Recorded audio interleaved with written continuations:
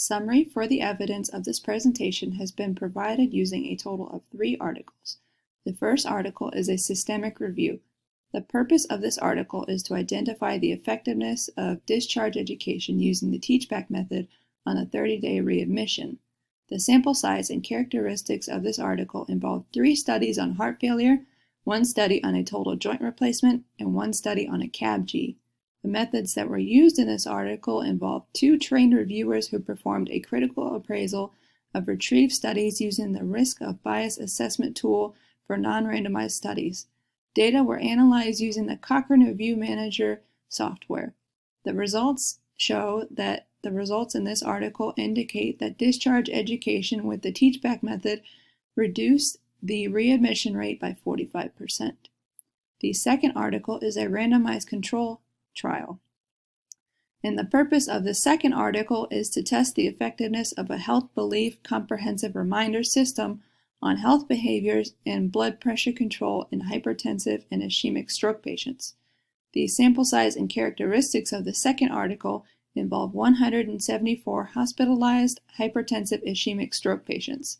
The methods involved in the second article involve intervention, face-to-face, and telephone health belief education, a patient calendar handbook, and a weekly automized short messaging service.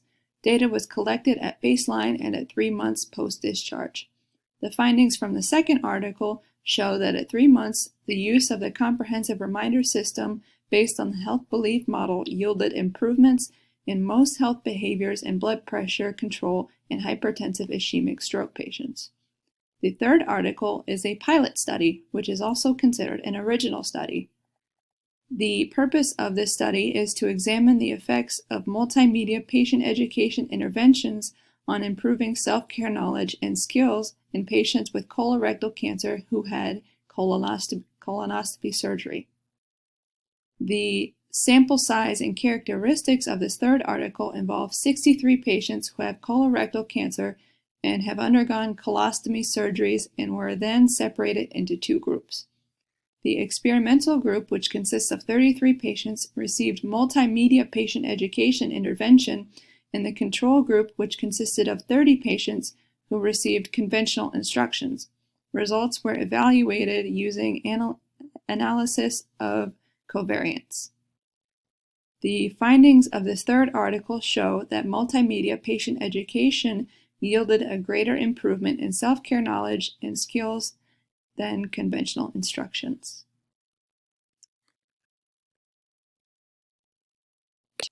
There are 2 patterns that can be seen in these 3 articles, as well as 1 strength and 1 limitation. The first pattern being all articles involve some sort of quantitative investigation. For example, Article 1 involves 5 patient case studies, Article 2 involves 174 hypertensive ischemic stroke patients, and Article 3 involves 63 patients who have colorectal cancer that have undergone colostomy surgery. The second pattern being all articles seem to be in favor of a patient education method that involves a physical demonstration of the teaching. 1 strength that can be seen in Article 1, it shows a specific percentage of improvement in the 30-day readmission rate. The reason why this is considered a strength is because the percentage shows a measurable amount of improvement rather than just stating there was an improvement. 1 limitation that can be seen in Article 1 is the small sample size. The reason why a small sample size is considered to be a limitation is because a small sample size has the potential to decrease the statistical power and the ability to identify significant clinical findings.